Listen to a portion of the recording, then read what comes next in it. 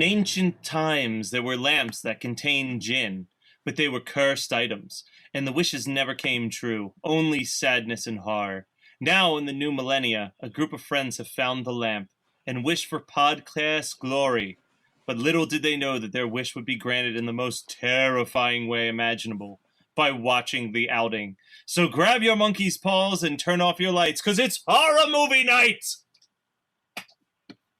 So Adam picked this. Why? Why did I pick this? I don't know. There was a moment where you were like, I didn't pick this. And we're like, yes, we did. And then you read like the first sentence and you're like, oh yeah, I did pick this. So there was something that grabbed your attention with this one. I think it was just the fact that it was a genie horror movie. You don't get that too often, I guess. I think that there's like 7 of this... Wishmasters. Yeah, well, no. I mean, I think the best part about this movie is definitely the cover or the poster art. That's really the only thing this movie has going for it. Okay, yeah, no, the poster for this movie is amazing. I don't know why I picked this movie. This isn't a genie horror movie until the last 35 seconds of the movie. This might as well be called Invisible Maniac, because it's just tits. Oh, man. Can we just watch that tits again? And stuff floating around. That's all it fucking is. Yeah, there's a lot of really weird topless scenes in this movie. Yeah, they're not like super great, but I guess I shouldn't complain. So like 3 notes in, I have a note that just says, how are there only 30 minutes left of this movie and nothing has happened? Yeah, there's a long stretch in the middle where it's like, how are we gonna get into the fucking museum. I was gonna call it a factory. It's like, how are we gonna get into the museum? I'll get us in. But there's cameras. Don't worry about the cameras. But what about this? Motherfucker, I just said I'll get us in. Don't worry about it. And so then they're in, and they all split up into different parts, and they all intend, I guess, to get down to fucking. I guess we should mention the fucking scene at the beginning, which is the best part of the movie, probably. Probably. Okay, so there's a scene in the beginning where 3 punks break into an old lady's house and axe her right in the fucking forehead. And yes! Then they rub a lamp, and the genie comes out and begins possessing the old woman who, keeping the axe in for her forehead, headbutts one of the dudes. Okay, that part is sweet. That part's amazing. Kills him. Okay, and then the other 2 are like out by the pool and intending on, skinny dipping and I guess getting down to fucking in the pool. But just an invisible green, well, not invisible, it's like green arm thing comes up and rips that dude in half. And then the girl runs back upstairs, finds the dead body, and is strangled, is like hung from a rafter by an invisible rope. Now, she's hanging, just hanging, and it keeps cutting to shots of her leg, and she's dribbling blood down her leg. Now, she's not bleeding from the neck. This leads me to really only one conclusion here. there's bleeding from her wherever. There's a reason why she wanted to do it in the pool. Anyways. Adam, ew! You've had sex with so many skeevy people. Oh, disgusting. I have one quote that I wrote down from this scene, which is just, "Where your money at?" Yes. Hey, so did you guys think that this, like, the genie is like way overpowered and needs to be totally nerfed because it can do everything? Yeah, literally. It can even make snakes attack you in a bathtub. It's like a poltergeist throughout most of the movie. It can just do what it wants. So whatever they decide that they're going to get into the museum, they do get into the museum. Everybody splits off into groups to fuck. One couple decides they're going to take a shower, so the genie unleashes a shitload of snakes. I don't know. Wait, you're missing some, like, fucking genius quotes in this movie. Like, let's just, before they get to the museum, before the group gets to the museum, so you meet the main character, the survivor girl, and her dad, who is maybe head researcher at the museum, I guess. And she's like, "You're always spending too much time at the museum," or at this damn museum. And he goes, "This damn museum that gets you those Guess jeans you have to have all the time." Oh yeah, Guess jeans. I was like, man, this dad is real hip. He's real happening. He's really with it. He knows what the kids like. Guess geez. Fuck. Yeah, but they're like arguing about their home life in front of his colleague, and it's like super uncomfortable. Like if I was the other scientist, I'd have been like, fuck this shit again, and just like leave and come back when they're done arguing. But then so they get over their fight, and she's like, I'm sorry, Daddy, I love you, or some stupid bullshit. And he and the other researcher walk out and was like, don't touch anything. So what does she do? She rubs the goddamn lamp. And no, I'm sorry. I think she she gets the charm bracelet stuck on her arm, which is kind of like the key pass to getting the genie to do whatever the fuck you want. So then she goes to school, and no, I'm sorry.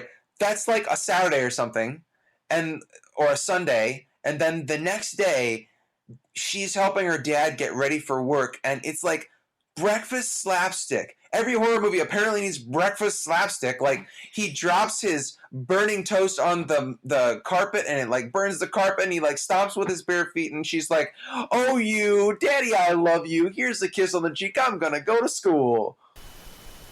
Yeah, I missed quite a lot because I don't like this movie and I don't care at all. At what point did she say that she wished he was dead? And why did she? Oh yeah, that's like they have a fight like after that day of school, and she's like, I wish you were dead, and then she's like, I didn't mean it.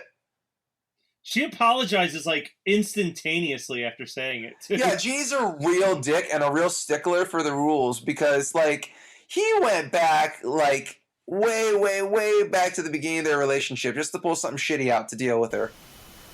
Yeah. And like he should have just killed the dad right out the gate, theoretically, if he's trying to grant these fucking wishes a little bit quicker. Yeah, I mean, she said that she wished the dad was dead, so he then he killed maybe 13 additional people and tried to kill the dad's date with like a mammoth horn. Whoa. Well, we'll get to the weird like bad boys who are absolute rapists. So first of all, so the girl goes to school, right? And it's just kids being kids with bumper checking each other and doing some slight vehicular damage, apparently, because on the way to school, girlfriend and her dude, like, literally almost get run off the road and die. And it's just, oh, well, he's just that asshole kid that's causing trouble. And then they get to school and the fight continues. Or no, okay, he gets a ticket, right? He gets caught by the police, and the kid who's driving the main girl is just like, haha, and shakes his head and drives to school. So then they get to school, and the kid who got the ticket, who is driving, runs up and he smashes the girl into the lockers, and he's like assaulting his ex-girlfriend at school, and he like assaults this teacher. And he's like, how the fuck is this kid not getting thrown in jail for, like, assaulting people at school? And then he screams the N-word at the black teacher that he just assaulted. And and then the black teacher's like, you want to see some black power? I'm going to take you outside and kick the shit out of you in a minute. Yeah, like, I wish he would have. I don't think that really would have made the kid not be a white supremacist, but it would have been very satisfying. So then, these two delinquents are just kicked out of school. That's all. They just kicked out of school. It's not like they go to the police station or anything like that. They're just outside of the school, and they are sitting watching kids get on the bus. And then they decide. So they got a ticket for the hijinks before school, and they can still drive, and they haven't had that car impounded for no reason. I don't know, but they can drive to the science museum to follow everybody, right? And they're like, okay, we're gonna get them good now. And apparently that doesn't mean like some high school level prank. This is rape and murder the kids that are friends with this ex-girlfriend of yours. Yeah. I mean, I understand that type of stuff in 2017, but in 1987, that shit is uncalled for. Yeah, there's such a long build up to when this genie comes back with like teenage politics that are just too confusing. And oh wow, did you just quote MXPX? Oh, I love you. Yes. I even have a note that just says the pacing in this movie is terrible. Like, let's be fair. Everything in this movie is terrible. I mean, it's no. The fucking mummy zombie lady that pops up in the last 5 minutes is pretty that awesome bites looking. His fingers Actually, off? How's yeah? yeah, that thing's great. I forgot about let me get to my note because I actually have a note about that where like she bites his fingers off and he's just like why are you putting your fucking hand in this mummy's mouth? Like I don't know. He got But startled. yeah, I guess that. Okay, so the there's a part where they're like all the three pairs of teenagers are all hanging out and they're drinking beers, right? And then one of them gets beer all over his pants, right? That happens, right? I'm following you. Oh no, I'm sorry, it's the girl. Oops, spilled beer all over myself. Better take a bath now. Yeah, it all like explodes. Yeah, but here's the thing. Here's the real kicker about that. She's a fucking savage because she gets in the shower and then takes off her bra, which makes no sense. It's not like she got beer on her bra and needed to, like, wash it. She's just like, I don't really want to get naked for the camera, but I guess I will. Also, you know what's fucking probably the last place I would ever want to take a nice long soak in a tub? Is the basement of a museum. What are they using that Yeah, why is there even a shower there? Like, are they possibly cleaning corpses in it? Like, who fucking knows what's happening at that thing? It makes me think of a movie that is on my long list of movies that I'll pick one day. Slaughter High has a really weird bathtub scene where it's like, why would you take a bath there? I would love to watch Slaughter High. P.S. It's a masterpiece. Let's not go that far. It's a slashter piece. Oh my god, stop! So I'm looking at my notes, and I feel like it's appropriate to get to this note. Speaking of movies that we haven't talked about but might talk about one day, holy shit, that genie certainly looks like it came out of fucking Rock and Roll Nightmare, didn't it? Man, somebody was super proud of that, and they were like, its mouth has got to move, right? Yeah, that shit is, like, embarrassing. It is fucking horrendous. Let's just be real here. It's better than anything that we would have been able to put together, but it's still not very good. The only thing more embarrassing than that genie is the fucking Pepsi bottle scare at the end of the movie. Yeah, okay, so let's save that for just a second here. I want to talk about the science versus magic showdown, because they're fighting the source code of the mummy with this computer, and all I could think was, Esteban! And also, so while they're doing that, the genie is, like, trying to smash his way through the door. Couldn't it just turn into mist and go under the door? And then, like, reincorporate its body? I don't know. Now that it's in physical form, apparently it can't just do literally anything it wants anymore. Well, actually, that's the most logical thing that you've ever said on any of the stupid bullshit plot points that I'm always, like, scratching my head on the podcast about. But yeah, I mean, can we talk about this Pepsi bottle scare? Because it's fucking awful. Yeah. So I actually have a note. I'm like, did her dad really die? Because did she just stop to look at a Pepsi guy at the end for no reason? So explain that to me, please. She hears a sound, and she thinks that it's the sound that the necklace was making whenever she had granted a wish that she didn't mean to grant. Oh. But it was just the sound of someone moving Pepsi bottles. Yeah. Wow. Yeah. What a spooky scare that was at the end. That's like a fart scare. Man, can we have more of those, please? Just not having to ever watch St. Francisville Experiment again? Yeah, sure. As long as it's not that movie, I'll watch a fart scare again. Guys, it was me. Sorry. It was me, guys. Well, don't do that. Oh, shit. What a... God, not even a good episode. Just a bad experience all around. Yeah, I'm so sorry for that. But yeah, that's like how the movie ends. Everybody that she knows or loved or cared about is dead, except for the the teacher that was boning her dad. So like that doesn't really do much for her. We totally missed that whole like subplot, which is really, really weird. And I guess it's trying to humanize the dad for him dying, but it makes no sense. Like they wasted so much time on that. Yeah. Super unnecessary. There's a scene where they're out to dinner and they realize that she's not, like, she lied to them about where she was at.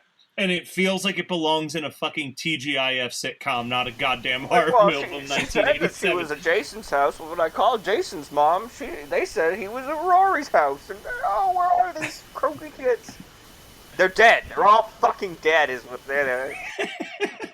Yeah, they, like, have this, like, oh, you look on their face about the whole situation. Like, boys will be boys, I guess. Is there anything else you guys have to say about the outing, also known as The Lamp? Hey, have I talked about how sweet the poster art is? It's fucking... I looked at the one you sent me. It's fucking awesome. It's way better than the Scream Factory poster. It is, I agree. Have you seen the Scream Factory poster where it's just like a bunch of kids screaming at the audience? Like, what the hell is that? No. I mean, Scream Factory usually makes great cover art, but that one, I really got to push back and say they should have left it alone because they had a beautiful painted cover from the 80s.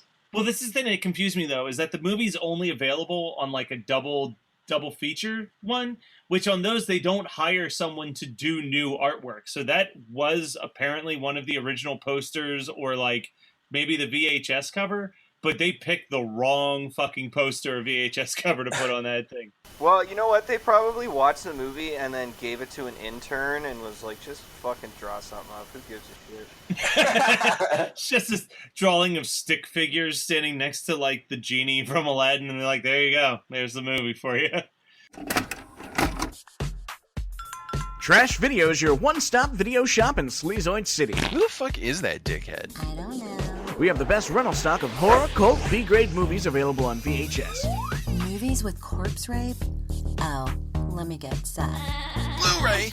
Fuck that shit! VHS! Faces of Death is a family film.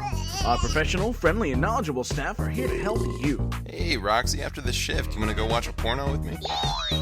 Shut up, Seth. I'm doing my nails. So stop on by the store today. I smell like overheating in here.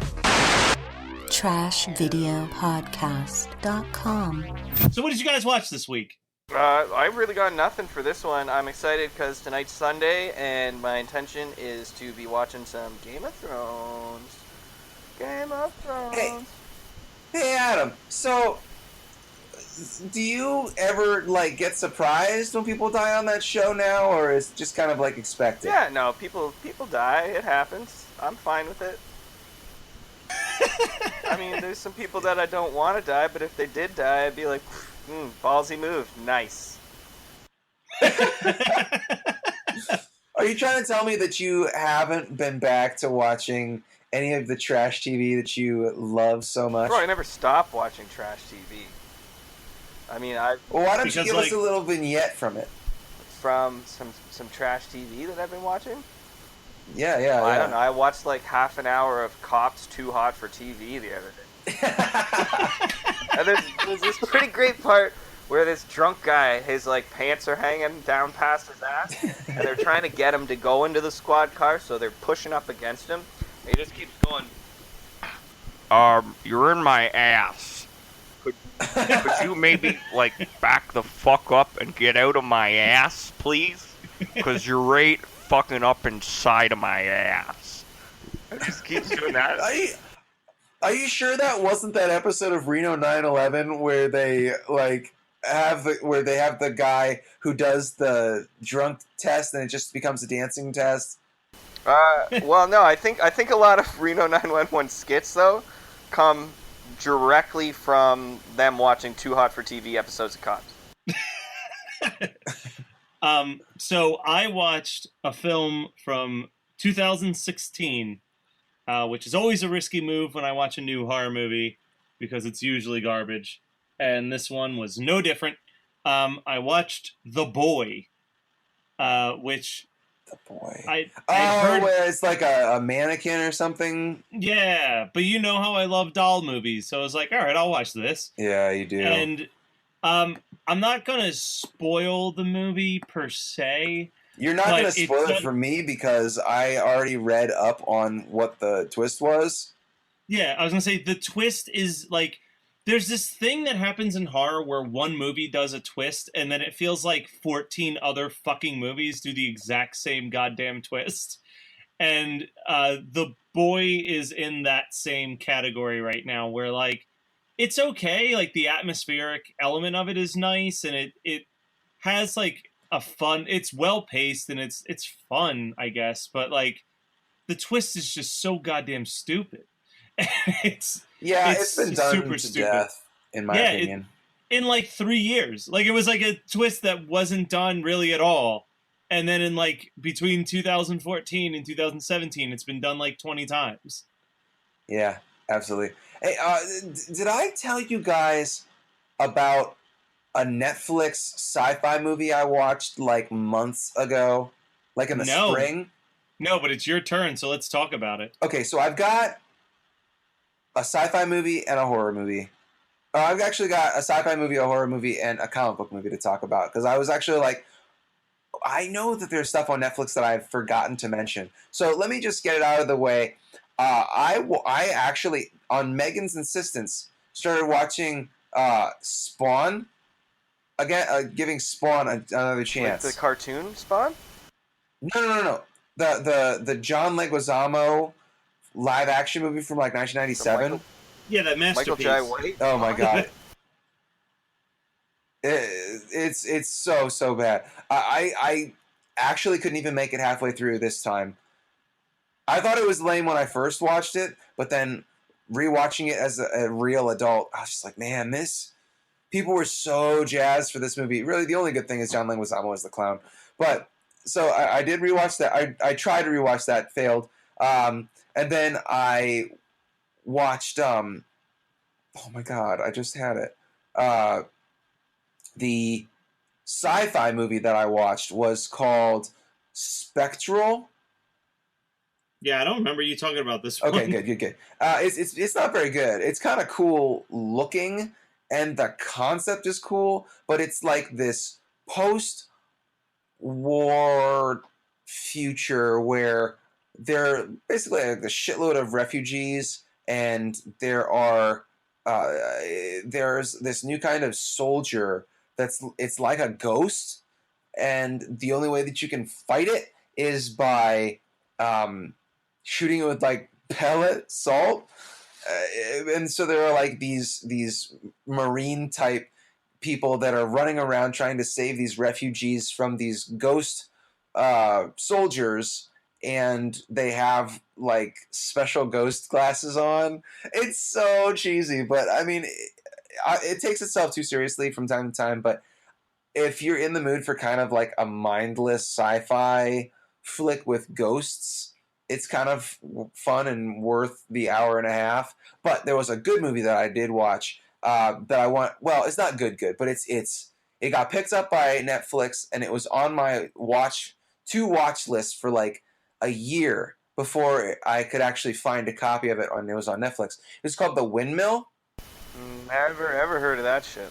Okay. Where do you find these fucking movies? I think there was actually an American. Is this all your Shudder account? No, this is Netflix, man.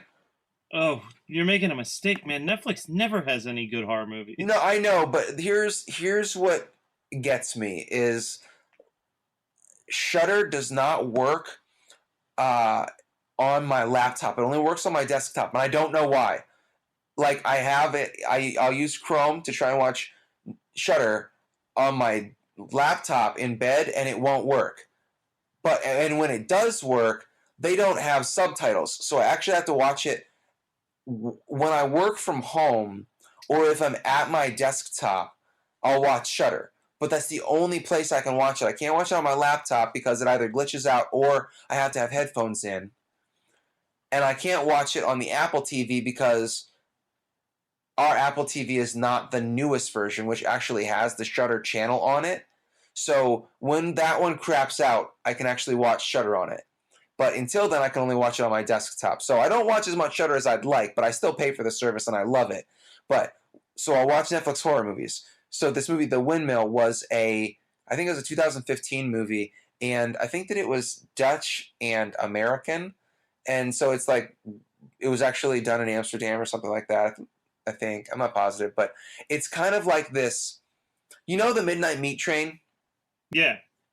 That was a cool concept for a movie, super gory, but really left me feeling unsatisfied, and I really love Bradley Cooper. So, and I think I've talked about that before, but this felt like the same concept, except with a single monster and a keeper, but it's at a windmill.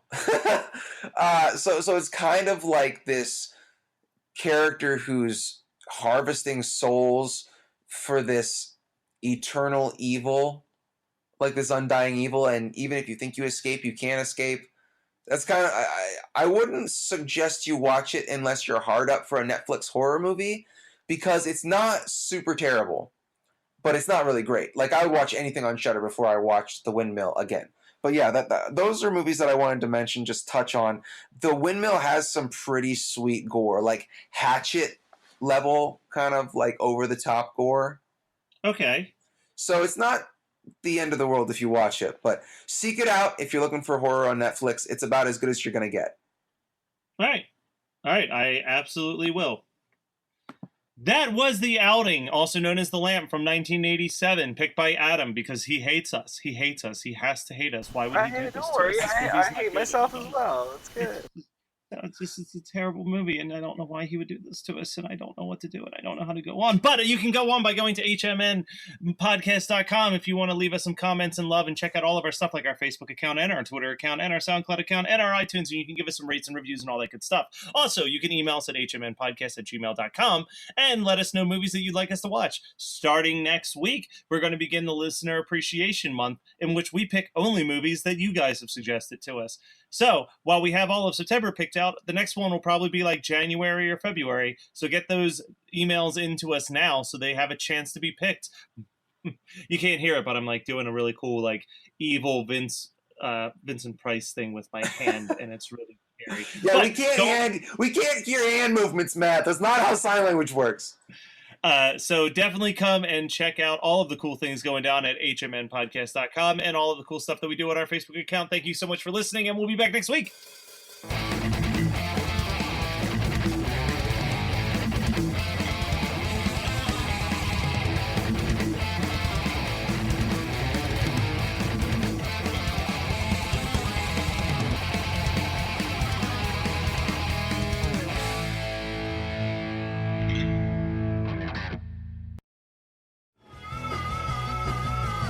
You're listening to the Geekscape Network.